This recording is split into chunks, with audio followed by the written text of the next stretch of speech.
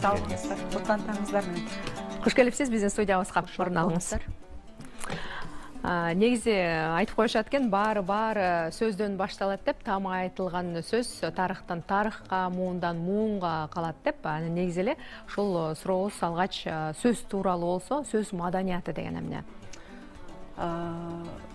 Сөз өзі бағы біз көріп тұрған, жана таныған нәрселердің бардығын аталышы да. Сезген жана көрген нәрселердің аталышы. Сөзді қолдана баштағанда ал кеп болады. Кепті бар айтады. 5 жашыбызда эле сүйлөшүбүз да, конфет бер, ишке чыгам, ыйлап ем. Бирок аны чеберчилик менен сүйлөөгө айланганда ал кеп маданияты боло баштайт да. Чеберчилик менен сүйлөш үчүн спорттун чебери, же болбосо тилдин чебери болгон сыяктуу көп машыгуу нерсе керек. Мен муну жалпы элдерге монтип эле түшүндүрөм да, шкафты кийимди ачып туруп эле, бирөө кийинсе жөн эле болот. Ошого бир аксессуарларды кошуп, башкача кылып кийинип чыкса, бирөө ошол эле костюмду башкача кийет. Бул чеберчилик депчи. Ошол сыяктуу эле табит менен, чеберчилик менен сүйлөө бул кеп маданияты болуп эсептелет. Кеп маданияты бүтүндөй ийгиликтен башаты деп биз окутабыз. Журналист катары, анан окутуучу катары мен ушул принципти карманам. Сөздүн күчү жөнүндө да. Сөздүн күчү тууралуу дүйнөнү башкарган, дүйнөнү титиреткен, кылычынан кан тамган Чыңгыз хандар деле айтканда, оозуман чыкканча сөзүм менин, туткун оозуман чыкканда мен сөздүн туткунумун депчи. Чындыгында эле сөздүн күчү ушундай. Бул боюнча баягы биздин депутаттарыбыз, саясатчыларыбыз, илимпоздорубуз кан какшап, биринчи сөзү болот, анан өзү болот, оңдойлуу деген нерсе ушул. Үй бүлөлүк мамилелерде деле мен үй бүлөлүк мамилелер боюнча окутуп жүргөн адис катары айтам да, биринчи сөздү оңдой берели. Бири-бирибизге жаным, байым, келдиңби? Дагы эртең жыгыласың дебестен, бүгүн жакшы болот деп узатсак, бири-бирибизди балким жакшы мамиле менен тосуп алабыз деп. Ошон үчүн сөздүн кудурети ар бир адам сайын. Ошондой эле сөздүн таасирине эми токтолсок. Сөздүн таасири боюнча мындайда биз адамга ат коюп атканда, ошо кыргыз эли ушундай сөзгө маани берген, биздин ал акыныбыз айтып калат эмеспи, 1,5 миллиард Кытайдан бир манасы чыккан жок депчи. Ошондой эл болгондугубуз үчүн маани беребиз да. Мисалы эми тили менен дүйнөнү багынткан, анан камчысы, жанагы кылычы менен дүйнөнү багынткан Чыңгыздай болсун деп койсо керек. Анан нуру чачырап турган кыз болсун деп сиз экөөбүздү нур кыз койсо керек. Анан ошонун таасири мынакей бириңер эфирди дагы бирибиз бир багытты багындырган адам болуп атабыз да. Сөздүн таасири деген ушул. Бизде ушундай да, мамлекетибиз болбой калды. Кыргызстанда жашап болбойт. Өлдү биздин Кыргызстан. Дей берген сайын, мисалы, мен түрктөргө таң калам. Менин 15 жыл мурун барганда Стамбул араба эле болчу. Үрүмчүдө ошондой эле биз барганыбызда. Азыр өнүктү. Менин мамлекетим, менин шаарым, ишенүү, сүйүү, таасир ушул. Өнүгүү жыйынтык болуп атат. Сөзүн демек күчү, таасири күчү. Анан көп учурда да айтып коюшат, баягы сөздүн эң зыяндоосу бул бурмаланып айтылган чындык депчи. Ошого кандай карайсыз? Бурмаланып айтылган чындык жалгандан коркунучтуураак. Анткени мындай карасаң чындыкка эле окшоп тургансыйт. Баягы кирген, чыккан жерлери окшош болгон эле бурмалап койгон да. Бул боюнча баягы белгилүү баягы Фархатова Ширин боюнча ошол Фархат деген хандын айтканы бар экен. Мен түнү бою сулуу кыздын жанында отуруп, эркектик напсимден өзүмдү сактап калсам да, элдин ушагынан өзүмдү сактап кала албайм деп.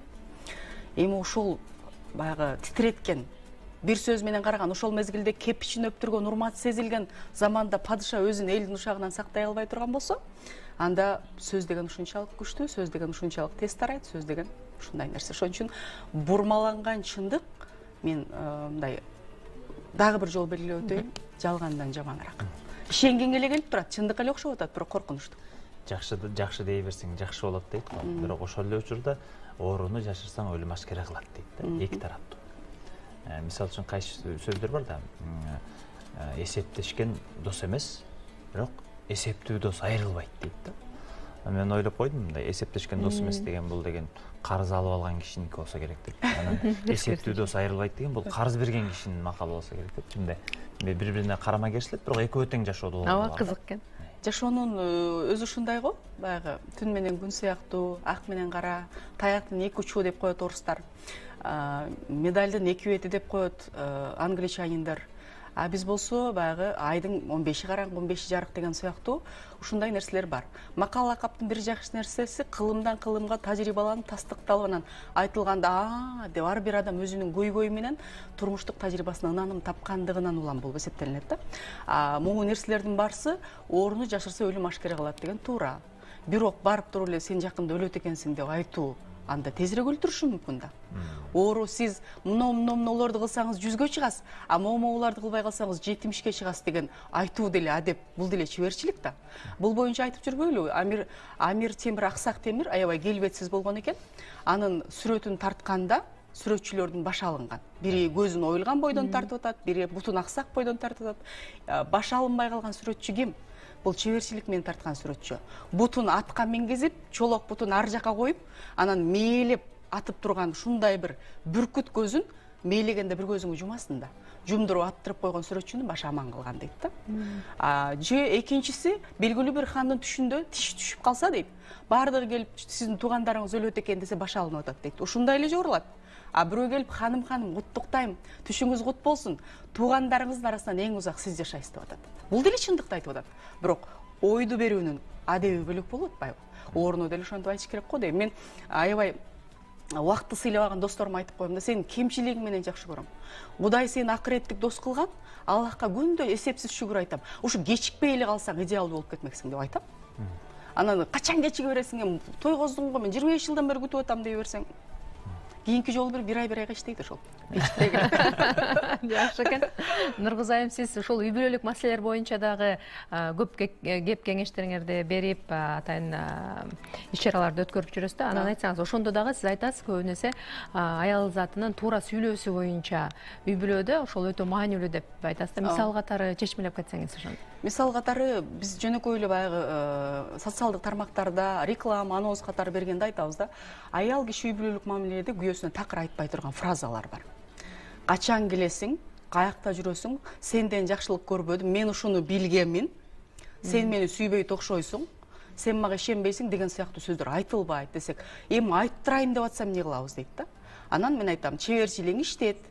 Баягы күндө эле шкафтагы оңойдо турган штапель көйнөгүн көчөгө кийип чыга бергендей болбой, аңтарып, түйүнөн чыксаң, ата энеңен каныңан өткөн, манастан окуган сөздөр бар.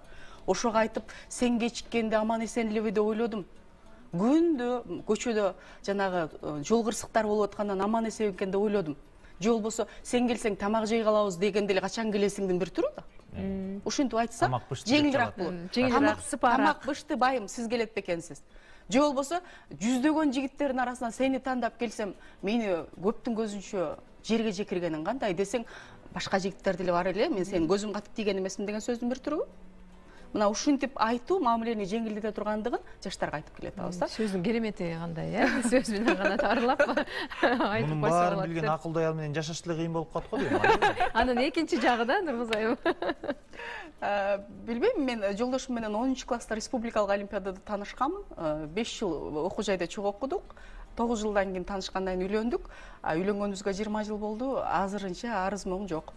Жок себеп деген айтат го, мындай бир жоош мүнөздүү оор басырыкка бир шамдагай киши туш келет. Бир жакшыга бир жаман деген сыяктуу. Ошо толуктап турат дегендей сыяктуу да. Кыргыздын наркында биз эркекке ашкере мындай артыкчылык беребиз да. 12 жашында манас хан болгон экен, балким ал 15 жашында болгондур, бирок биз балакатка турлайбыз да. Анан эркек деген тукумулоочу, эркек кечиргич, эркек устун болот депчи. Ошондон улам мен кыргыз эркектерине бир маани берген нерсем мындай бир намыскөйлүк. Эчтекеси жок болсо да калпагын башына коюп, арка колду аркага коюп мен чечем дейт да. Экинчиси айкөлдүк. Мен кыздарга айтам да, эч качан эркек менен тирешпегиле. Эркек айкөл болот.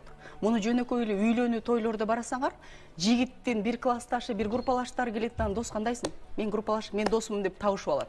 А биз кыздын 3 эле досу барабыз да, бири-бирибизди көзүбүздүн үстү менен тиктейбиз депчи.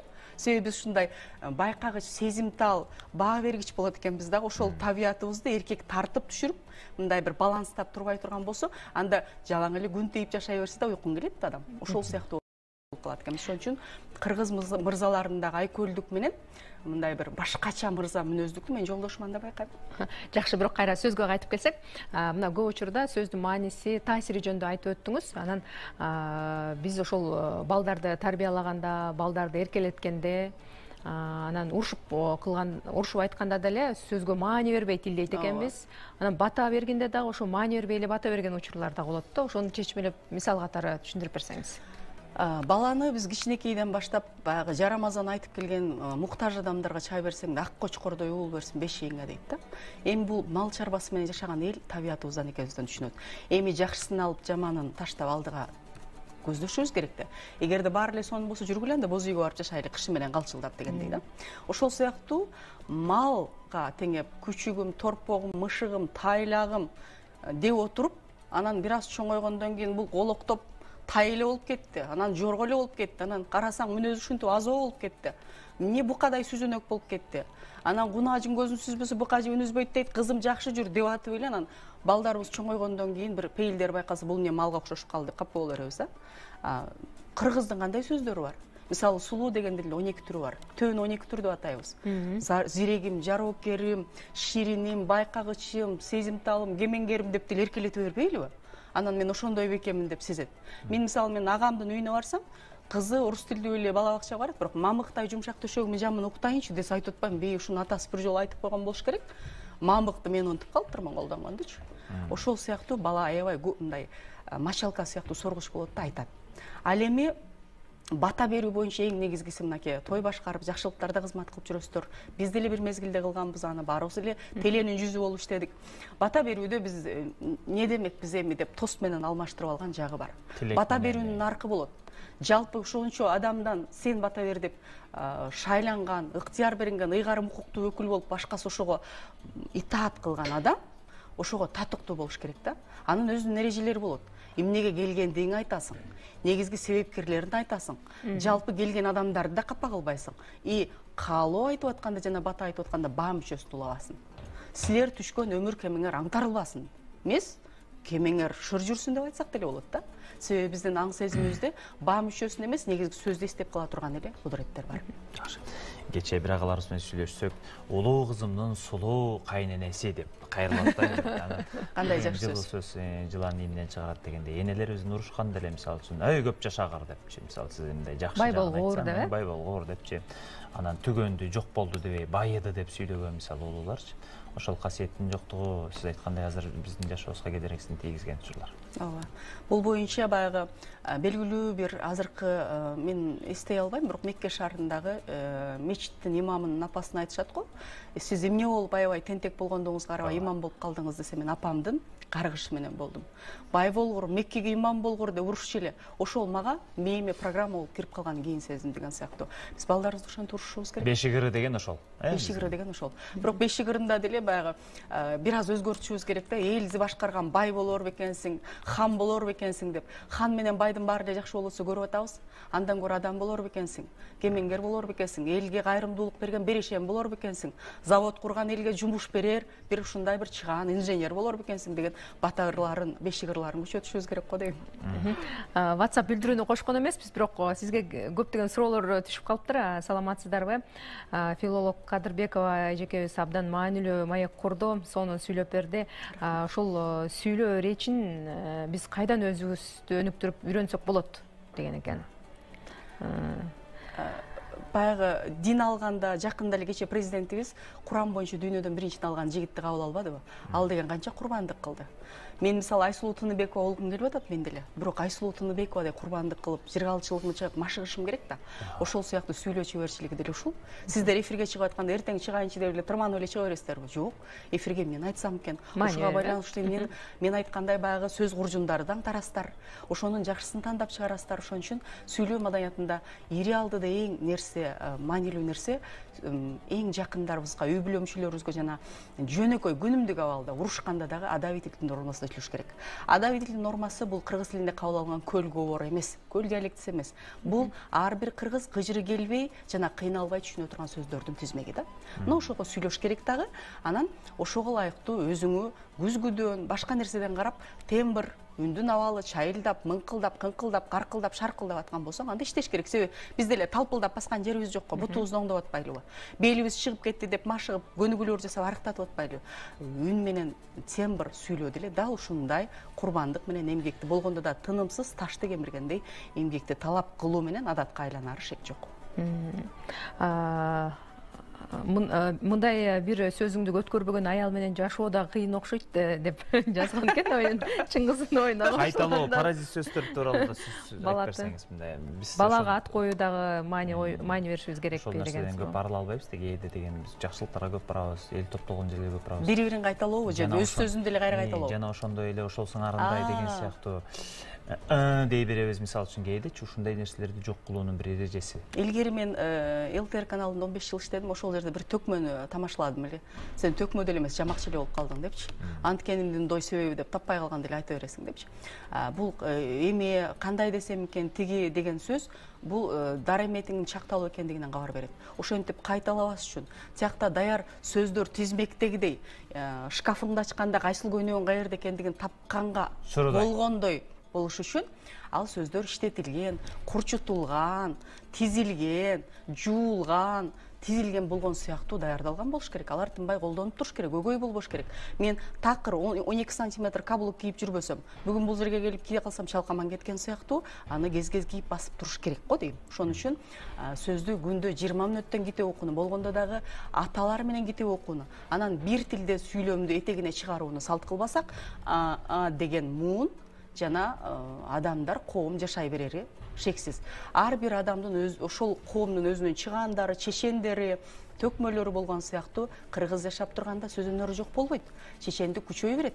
Бирок ошого карабастан жалпы муун ошондой сүйлөп калган болсо, анда биздин сөз байлыгыбыздын дарамети түшүп кетет. Ошон үчүн ар ким өз президент эмне кылып коет, мамлекеттик тилде, могу Чыңгыз эмне кылат экен, Нургызчы дей бербестен ар ким өзүбүздөн баштап, сонун так жагымдуу башка улуттун, этностун өкүлдөрү угуп алып туруп, мен деле сүйлөйүнчү мамлекеттик тилде дей турган деңгээлде сүйлөө, бул онтогондон, кайталоодон, ыңылардан эмне десем экен деген жетим сөздөрдөн кутура тургандыгы шексиз. Рахмат сизге, сөз байлыгыңызга таң бердим. Рахмат деп сизге алкыш сөздөрүн айткан көрүүчүлөр абдан көп экен. Атадан бала ашпаса акыр заман болот, эне оңолмойнчу эл оңолбойт дейт. Кансары муундан кийинки муун улам жакшырып баруунун бул өсүүнүн жолу деп түшүнөбүз да. Андан кандан өтүү деген бар да. Сиздин да ушул адабиятчы болуп калууңузга, аз такылдап таамай так сүйлөөңүзгө себепчи болгон кишилер тууралуу да, мугалимдер тууралуу сөз кылышыбыз керек го. Негизи мен чоң атам аябай чечен киши болгон. Аны менен айтышкан киши тамаша айтканына өкүнүп калчу дейт.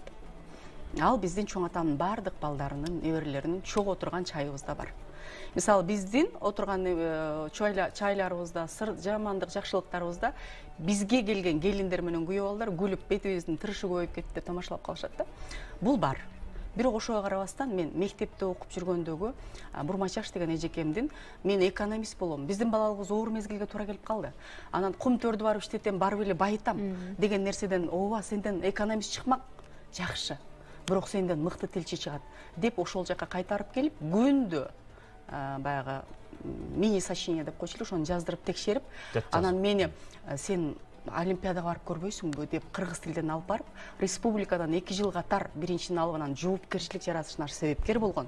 Анан ошол жерде кызым сен тилчи болушуң керек деген белгилүү илимдин доктору Советбек Байгазыев менен Сулайман Рыспаев агайларыма сөз жанында сөз деген 10 классында батасын алган агайларыма ыраазычылык билдирейин. Тегиле устат деген көп болду, телеге келгенде көрдүк, бирок ушуларды белгилеп өтөйүн. Жакшы. Бүгүнкү күндө социалдык тармак менен дагы тыгыз байланыштасыз. Сизге кат жазгандар, сиз менен түз эфирге байланышка чыккандардын саны абдан көп экен. Ошол катталуучуларыңар көбүнчө кандай маселе менен сизге кайрылышат? Кийинки мезгилдерде мен баягы үй бүлө академиясында үй бүлөлүк мамилелер боюнча айымдарды окутуп калгандыгыма байланыштуу ушундай да кайненем урушуп кетти, анан деген сыяктуу нерселерди, анан күйөөм урушсам эмне болот деген сыяктуу нерселер жазышат. Бирок негизи баягы бренд деген нерсе болот эмеспи? Ленин десе партия түшөт эсиме деген сыяктуу сүйлөө маданияты боюнча жаш саясатчыларды жана болочок журналисттерди окутуп жүрөм, жеке жана веб курстарда. Кыргызда жакшы сөз бар да, жөө кеткен соң кылычыңды ташка чап депчи, мындай. Анан сөз атасы келгенде айтпаса сөз атасы өлөт дейт, өчүрү келгенде айтпаса. Ушундай бир кырдаалдан чыгууда эмнелерди эске алуу керек? Ошол сиз айткандай китеп окуу менен же ар кандай тренинг курстарга баруу менен ошону жакшыртууга, кырдаалдан чыгууга азыр биз мисалы үчүн айтып атабыз, сиз дароо ошого жооп табуу. Өнүгүү үчүн дейт да, сен күндө велосипед ойлоп табыштын кереги жок дейт да, сага чейинкилер ойлоп тапкан велосипедти минип алып өнүгө берсең болот деген сыяктуу көбүрөөк ийгиликтүү адамдардын маектерин, ошолордун ситуациядан, кырдаалдан чыккан сөздөрүн колдонуу бул туура болбойт. Тууроо болбойт. Бул туура эле болот. Сиңирүү болуп эсептелинет да. Себеби биздин сөздөрдү балдар карап атпайбы? Бизде эми говордо ошто жикилдеп деген баягы жука жүрөсүң деген сөз бар да. Анан мен ону кичинекей сиңдиме айтып койсом, эжекесине эмне кече келбей калдың, мен жикилдеп жүрүп ооруп калбадымбы деп коетмуш да. Анын сыңарындай ошол баягы сөздөрдү колдонуу, ошол нерселерди табуу аркылуу сөзсүз түрдө баягы бирөөдөн уккан сөздөрүбүздү сиңирип аркылуу. Мен мисалы куйма кулактык сапат эстеп калуу жоопкерчилиги менен отуруш керек. Мына качан бүтөт экен деп кетип калбастан, баары эле угат, ошол мезгилде жагат, маани берет. Кандай деди эле дебестен эстеп калуу жоопкерчилиги менен китеп окуу, маектешүү жана эфирдеги бирөөнүн маегин көрүү, жана баягы мотивациялык кинолорду көрүүдө да эстеп калуу жоопкерчилигин коюу. Мен күлүп калам, кыздарга арыктатат адамды. Себеби эстеп калып аттам, эмне кылсам экен десе, бул ашыкча семирүүдөн сактайт деп кызыктырып калам да жаштардычы. Мына ошентиш керек деп ойлойм. Анан тапкычтык үчүн баары бир баягы эле ар бир нерсени жакшыга буруу бул жакшы болуп эсептелинет да. Кечигип калганды деле ошентип айтыш керек, бурулганды деле. Мен мисалы балдарым мен бирдекени айтканым эсимен чыгып калса, анан кыйкырып качан кыласың, тигини кыласың дегенге караганда, мейли балам, сен мындай кенен отура бер, телефонуңду чукуп, мен азыр туруп өзүм баягы идиштерди жууй калайын деп какшыктасаң, бараткам өзү деле дейт да. Балким ушу кыйырман урушуп кыйкырып аураны бузгандан көрө уят кароо жакшыраак болуш керек. Нургыз айым менен сүйлөшүп отуруп, мен Нургыз кесиптешимдин баяоо жооуш кыз экенин бүгүн байкап атам. Аябай эле жооуш бекен. Рахмат сизге. Рахмат сизге, ийгилик каалайбыз. Бүгүнгүнүңүз жакшы маанайда. Балдарына дагы дебейсизби? Бар болуңуз. Сиздерге да рахмат. Бул дагы кокустук деген болбойт. Эки Нургуз бир чыңгыз чыгып калган экенбиз. Эми мындай ушул эфирден уккан сөздөр элге жагымдуу, анан деп өзүн таба турган ынанымдуу сөздөрдөн болсун. Анан мүмкүнчүлүк берсеңиздер, элибизге күндө эле КТРдин эфирине келип атыптырбызбы? Каалоо мүмкүнчүлүктөрүбүздү айтып алалы. Урматтуу элим журтум, биз каалоо айтканда, биз тилек айтканда, биз жакшылыктарда балабыз менен өзүбүзгө каалоо айта берген адатты таап алдык. Жалпы элибизге, жалпы журтубузга, мамлекетибизге, чек арабызга, анан жетим жесир бечарага каалоо айтуу менен анан башка нерсеге өтсөк, бул балдардын жүрөгүнө сиңет деп ойлойм. Анан бүгүн сөз маданиятı жөнүндө сүйлөп калгандыгы үчүн байланыштуу кайрылуум. Урматтуу аталар, түшүнүп атам, үй бүлөнү багып атасыздар, каражат таап келип атасыздар. 20 мүнөттөн балдар менен китеп окууну салып кылсаңыздар, биздин келечек тилинен чаң чыккан балдардын ата энеси болосуздар деп ойлойм. Бар болуңуздар. Куттуу студияда мүмкүнчүлүк берген КТРдин жамаатына дагы өсүү өнүгүү аманчылык каалайм. Рахмат сизге. Программабызды бир аздан соң жыйынтыктайбыз. Азыр музыкалык композиция.